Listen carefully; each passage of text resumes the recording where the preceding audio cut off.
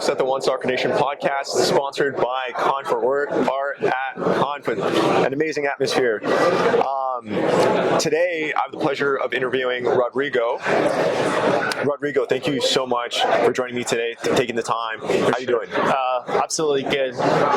My pleasure being here. So my name is Rodrigo. I was born and raised in Brazil. My dad is Italian, so I came into the States as an Italian citizen, which helps a lot, I guess. I came to do my master's, my LLM at University of Miami, Entertainment Arts and Sports Law. I want to be a sports lawyer. I went to law school in Brazil first, practiced for a couple of years. My dream was always to work with sports. Sports in Brazil is only related, especially the business side, to soccer. Even though it's a huge market, it's not very organized as when you compare it to what the American leagues have. And for so long, it has been organized that way. When it looked like MLB since the 19 whatever, and the Supreme Court case that come with that. So coming to the States was a decision in time. I didn't know when it was going to happen, and after practicing for a couple of years in Brazil, I decided to make the move. At first with the Masters, and then I transferred for the JT program at University of Miami. So I'm a dual student, JT and LLM at University of Miami School of Law. Coming to Miami was an easy decision. The program is one of the best in the country. The city is awesome. I feel like Miami is a hub for a lot of sports opportunities for the foreseeable future. Think about it. Club World Cup this year, the FIFA World Cup next year, Inter Miami, and the boom they had with Messi and a couple of players that came with that. And I was always passionate about soccer. I played soccer not very good, but I did my best at the time. Never came close to become a pro, but I was always the kind of kid that was watching Sports Center in Brazil. So one thing that we have in Brazil is 2 ESPN channels. We have ESPN and we have ESPN Brazil. ESPN Brazil is only soccer 24/7. So they had like debates, they had highlights from other soccer leagues around the world, always soccer. And ESPN's like in the States. So you had like Sports Center, you had top highlights and everything that come with that. So I was always watching ESPN, so I'm very familiar with the American sports leagues, like the Big Four especially. And when coming here, I realized that the law side of it is very different from every single thing that I have seen before, which is awesome. And I feel that certainty of the leagues and the structure that they have from the business side, it's really what brought me here. I want to work with the business side of sports, not necessarily like the ethics or was this supposed to be a yellow card? Was this game fair? No, I want to work with like sponsors, brands, bring fans together, and creating a business environment through sports. Because one thing that I learned is that after COVID hit 2019, 2020, the only thing that we had to solve was sports. So sports is the only thing that could resist to a pandemic. With that mindset, is that I decided, okay, so where's the biggest and the best place to work with sports? And it is in US. So that's basically it. Amazing.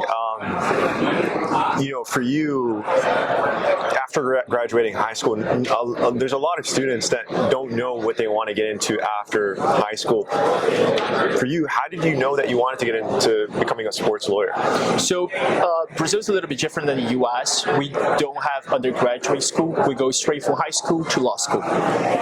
But the thing about like US Odyssey, I would say the biggest decision making, it has to be what will help your future. I know when you're like 16, 17, deciding your career or the future is kind of crazy. I still think it is, but I changed my career when I was 26. So I was a lawyer working with estate planning in a family office in Brazil, but it was always my dream to work with sports. The law part of it is just to give me basis to better discuss topics, to be a facilitator instead of just a lawyer. I don't want to be a traditional lawyer working with courts and anything like that. Working with the business side of it, management and the law side help me get there, or hopefully will help me get there. So I would say the biggest advice is follow your heart, and there's no time to decide things. If you choose a career, it's not for you. You're totally it's certainly possible to change careers and get something done. So that will be the biggest. That's super cool.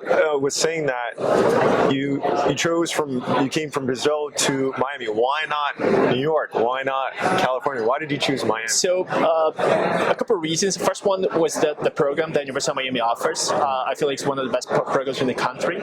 Second of all, the city. I love the weather here is awesome. Beautiful. The city has so much to offer throughout the year. I was never a guy that likes the cold and the snow, so that's one of the reasons why I chose to come to the States, not to Europe, because I couldn't live half a year under no sunlight and snow. And Miami offers, in the sports side of it, the best of both worlds.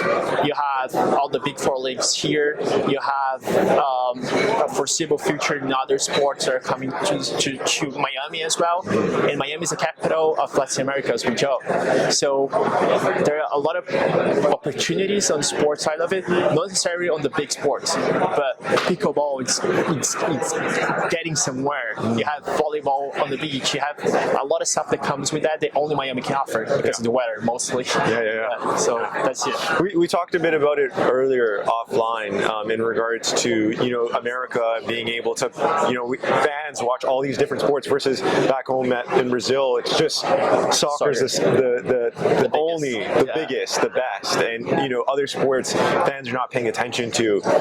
What are your thoughts on that? And why do you think that back home in Brazil it's just soccer and there's no other sport that really has that big fan like football has? I mean, I shouldn't be calling it soccer from Brazil. Football. No, but I totally got you. So personally, I would say soccer is very part of our culture. We have like beach soccer, indoor soccer. Kids start playing at a very young age. They play on the streets. There's no other sport that can really bring people as soccer does, and you don't need much to play.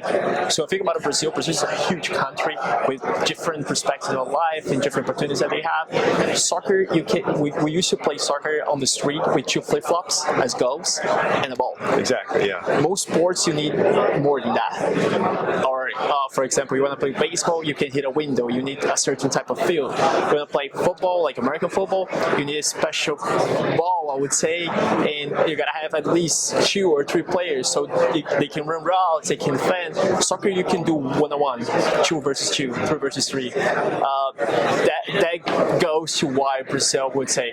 Now, like the business side of it, the NFL has brought a couple games to Brazil. So last year we had the Packers against the Eagles in São Paulo, which was a sold-out crowd. Wow. Even though it was expensive, it was not very cheap. It was the first time the NFL did a game in Brazil. I would say it was a success. A lot of Americans didn't agree with that, especially because when I think about international games, it means one of those teams lost a home match, like a home game. So even though the sport is like American football or football, as they say here, they lost a home game, and it was a success in Brazil. And we have a community that likes American football, but it doesn't come close to what we have with soccer. I cannot say why is that. What I can certainly say is that we need some disruption. Disruption is what brings new stuff. And if Brazil really wants to do something else besides soccer, we need a disruption. We had the Olympics that usually brings like someone in Brazil that becomes the biggest name of it during that cycle. It usually doesn't go after the Olympics. Even though we had some homegrown athletes winning gold medals, it never became something to the sport. Like nationwide. That's what I would say. So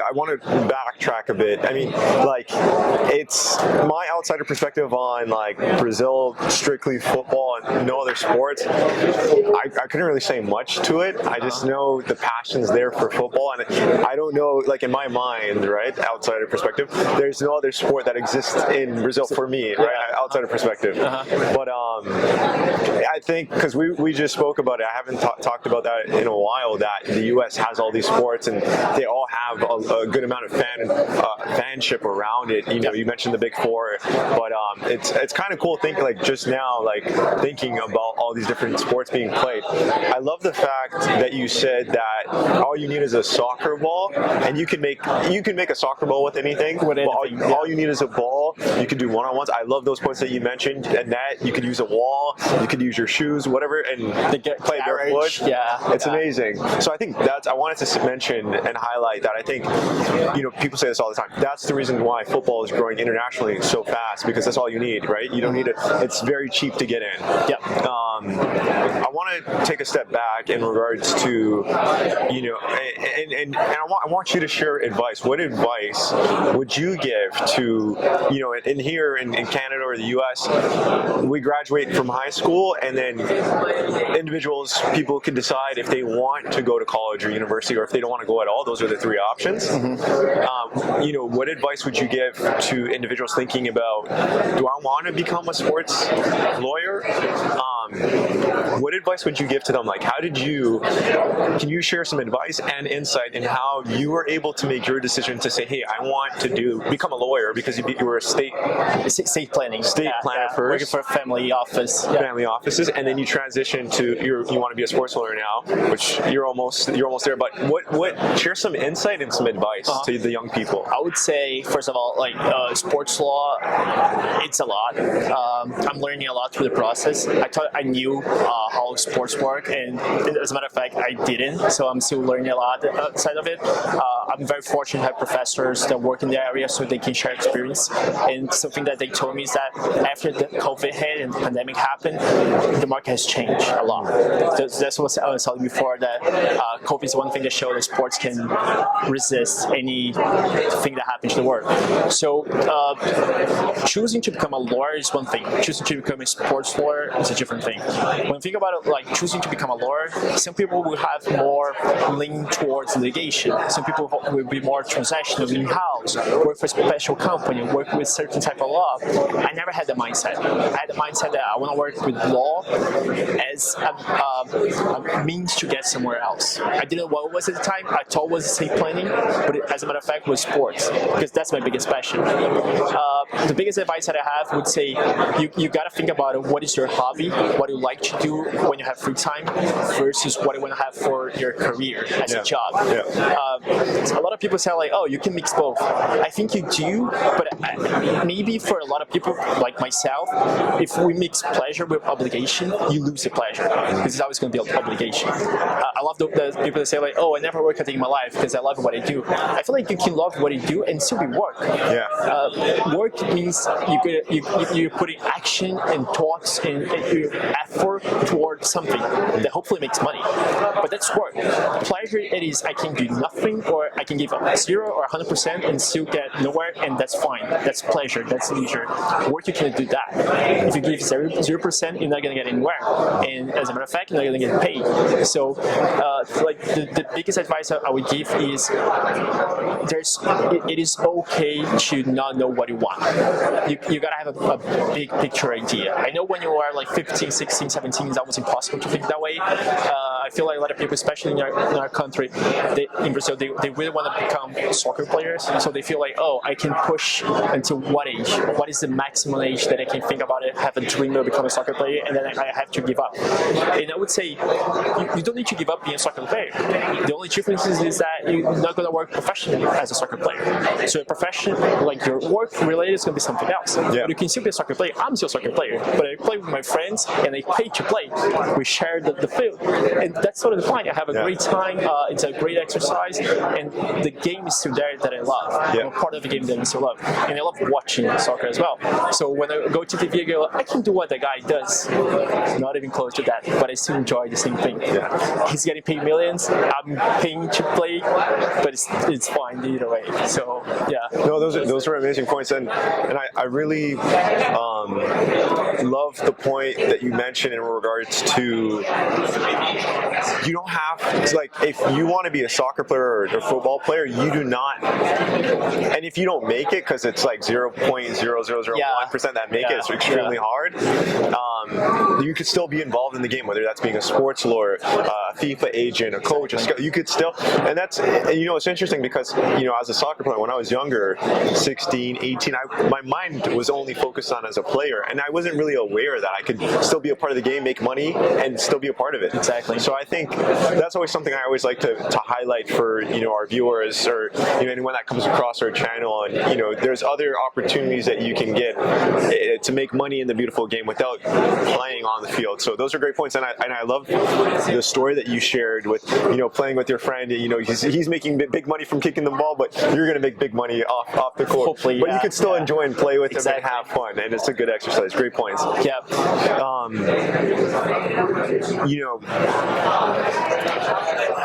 You're a year and a half away from becoming a sports lawyer. Hopefully, yeah. Fingers crossed. I know you're going to do it. You're already on your way.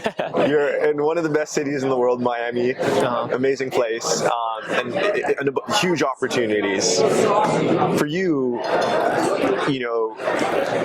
where do you want to see yourself after you complete your, I'm not too sure if I'm using the right word, but degree? Is it degree? Yeah, it is. Degree. JD and LLM. Yeah. My end goal here, one of the reasons why I came here is because, and being 100% honest, you guys probably know this, most of the money of the world comes through the States. Either the United States or through UK, which is basically a United States a little bit older, So my dream job would be to work with private equity in sports. We have a lot of those, especially now with multi-club ownership. We have those big groups, like the most known is the Citigroup Football. They have Manchester City, which is a tier 1 club, but they have a lot of other clubs across the world. Yeah. And those clubs are connected not only through the same founder and money-wise, but they have connections in technology. They share a lot of values. They exchange experience in players as well.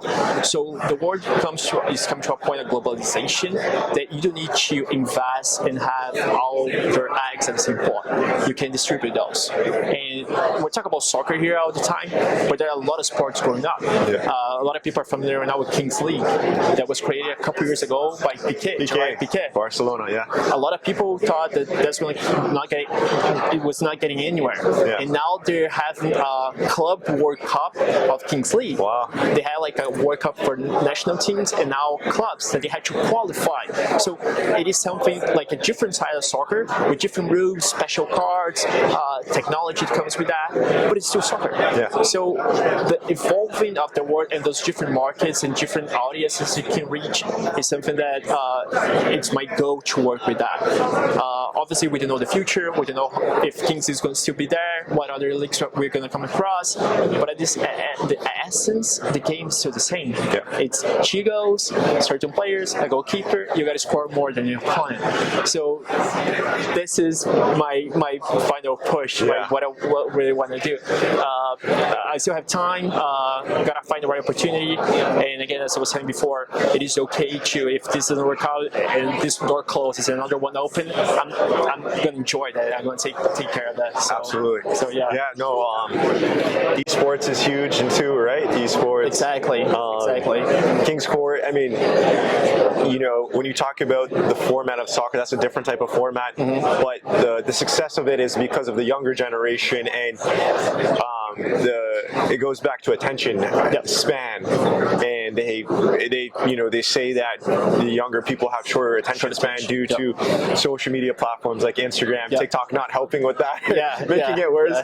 But it'd be interesting to see, because even going back to just the original game, 11v11, slower pace, 90-minute games, which is still a huge success around the world. But it's going to be interesting to see how the game continues to evolve through time.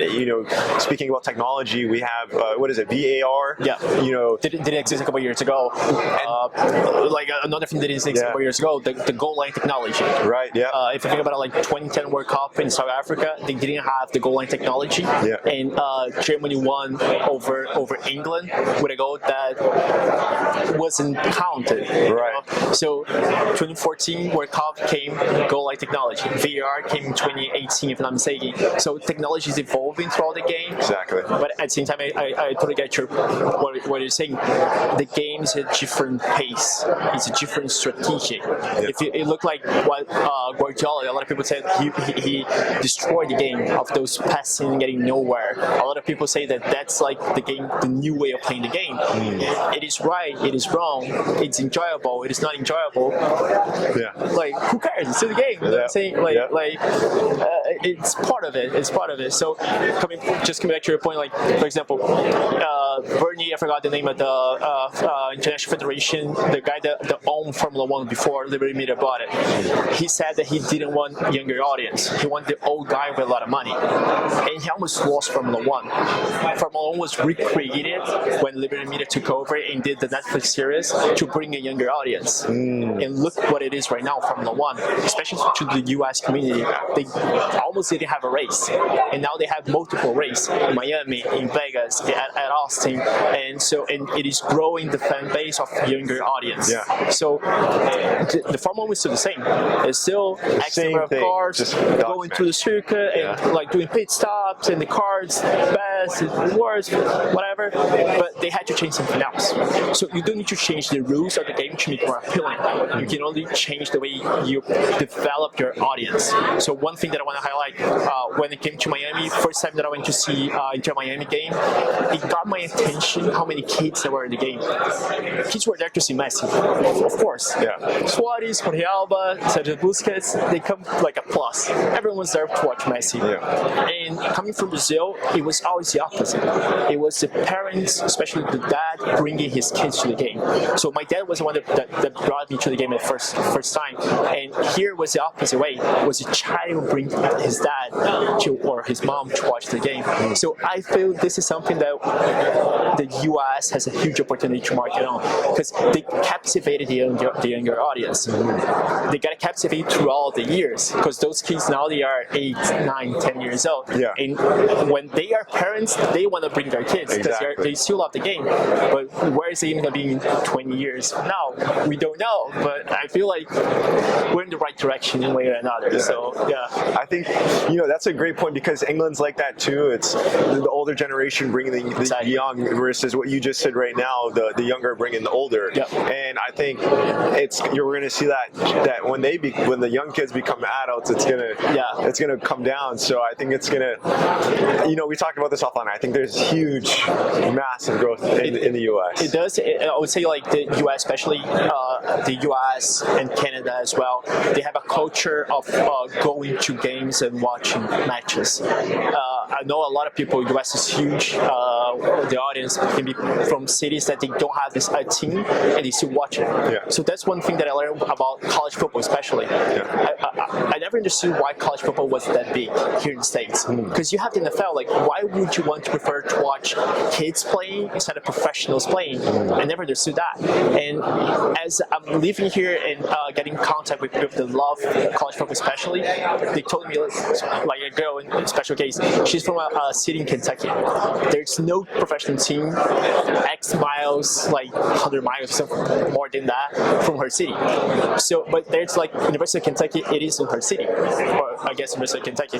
So the only like real game that she could watch was college football. And because there's so many universities in the States versus so little, like 32 teams in the NFL, she became more like a college football fan than an NFL fan. NFL, wow, that's cool. Yeah. So and it is the same for like football or soccer here in the States. So, yeah, similar. Yeah. You have the MLS with little teams, and then you have those new leagues coming to develop those different markets, as we were discussing before. Yeah. And I feel like this is something. Yeah. I wanted to say, so like that's why you got it's exactly what you're saying reflects back onto soccer. You got MLS in about 30 plus markets and million population size plus, and then USL Championships model, they're focused on 500,000 to 1 million plus. USL 1 Division 3 is focused on 100,000 to 500,000 population size. So their USL's model is going into other markets that MLS are not in and building that community asset.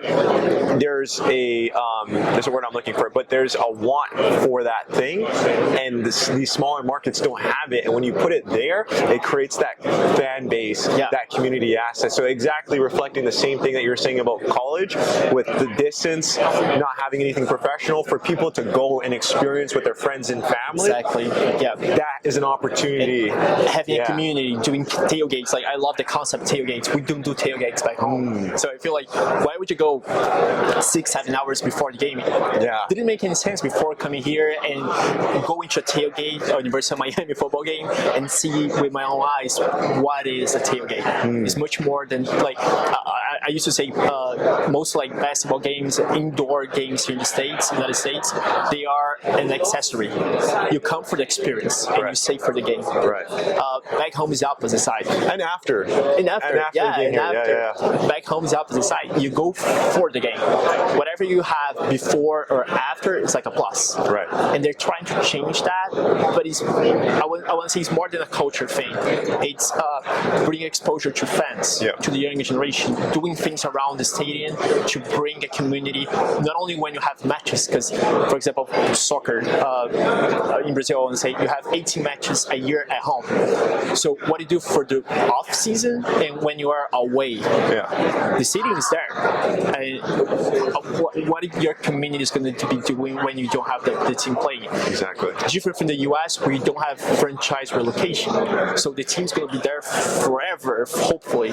So you have a huge opportunity to capitalize on generation to generation stuff. And I feel like what you guys are doing in the US, mostly with the MLS and those different leagues, niching different markets, it can be something that has a lot of potential if it is done the right way for a couple of years. Exactly. You know? So exactly. Agreed. I totally agree with you. And I just want to highlight one more thing in regards to like USL. In regards to even the opportunity of investment into the U.S. soccer landscape is investors can buy their way into Division 2, Division 3. You can't do that in England. Right. No. You got to start from a lower division and work your way up. If you're starting a brand new club, there's opportunity there. Or if you're buying an existing club, then you're not creating the logo, the club name. In the U.S., you could do that. You could buy purchase a franchise. For example, in USL Championship or USL 1, you could create your own name. From my learning and the process that we're working towards investment in soccer, you want to get the community involved because it's a community asset. Have a competition. Let them choose the name because they're going to be supporting the club. Help allow them to assist with creating a logo, right? But you get to customize these things. And to just quickly highlight, these opportunities are real estate plays too, a mixed-use development project. So soccer being the anchor, building a 5,000 plus seat stadium, 5,000 to 10,000, depending on the league that you're entering to, and creating a place for people to work, live, and play. Stadium, you could build. These guys are building sports districts, right? Building. It depends on land size, but let's say 50 acres of land or 100 acres of land. Building soccer being the anchor, and then other real estate assets being around it, whether that's commercial, hospitality, retail, parking space, and the economics are really coming from programming the stadium 365 days of the year. Day and night. Yes. Going to your point, like for example, when you think about investors, they want a return on investment. So the ROI of having a club here is way better than in England, for example. You want to create, I saw an article about you want to create a new club in England, it would take you 10 or more years if you promote every single year, every single season, I want to say, it would take you 10 or more years to reach the Premier League, which is the end goal. But how much money you're going to have to invest year after year to compete in a high level and get promoted. When here in the States, you can buy a share or you can buy a franchise or you can develop something new and you have infinite opportunities to reach your community and be something for the 365 days. I want to highlight a case that I came across with Giovanni Salazzi from Cancun FC. He told me it's an investment group from the States that bought Cancun and they changed the colors, the logo, and they are creating a fan base. So this is something that I used to do at like FIFA or PES, like the video game thing. I used to create my own club, and it was great having to create my own club. But at the same time, I was the one doing it, deciding everything. I chose all the colors, all the name, the stadium size, whatsoever. There was never a community involved. When you think about it, like football or soccer, what we really want to do is bring the community together. Exactly. One way or another. So it is awesome to see how, even though those teams in England, especially that we were discussing before, they don't do good for so many years, and they still have fans packing their stadiums. In Germany as well. Why is that? It's much more than the results that the club can offer them. It's a lot more of what the club means to them. Okay, so to end off, I want to ask you some fun questions. And speed, let's do speed questions. Let's do it fast. Okay. And yeah, okay. So I'll do my best. yeah. What's your favorite food? Barbecue, Brazilian barbecue. Favorite music artist? Right now, I want to say Bruno Mars in general. Mars? Yeah. Favorite song by Bruno Mars? My God, the monkey one that they do the dancing. I forgot the name of the song. I know. Okay. They know. Favorite soccer league to watch? In general, I want to say Brazilian, first division. Yeah. Favorite team in that league? My team from Atlético Paranaense from the south. Favorite player? I would be biased. Favorite player from that team? From that team, historically, I want to say Rodrigo Grillo right now is at all-time high. So yeah. What's your favorite position to play? I was always a goalkeeper. Keeper, yeah. After I got my glasses, I had to change. So now I play defense. What else? Favorite player all time? All time in general, I want to say Neymar. Yeah, Neymar? I'm a Neymar fan. Yeah, he's good. Or a Ronaldinho fan. When's he coming to Inter Miami? Neymar. I hope he does. That would be awesome to watch That'd be him cool. close here. Messi or Ronaldo? 100% Ronaldo. Yeah? Why? Obsession beats talent. Obsession beats talent. You think Ronaldo's better than Messi? Ronaldo's more obsessed with being the best. Yeah. Messi has all the time in the world, and he showed it over and over and over. But I feel like I can relate more to Ronaldo. Yeah. I can be a little talented and very obsessed, and I feel like there's no end point to that. So Yeah. Well, it's a personality thing. got it.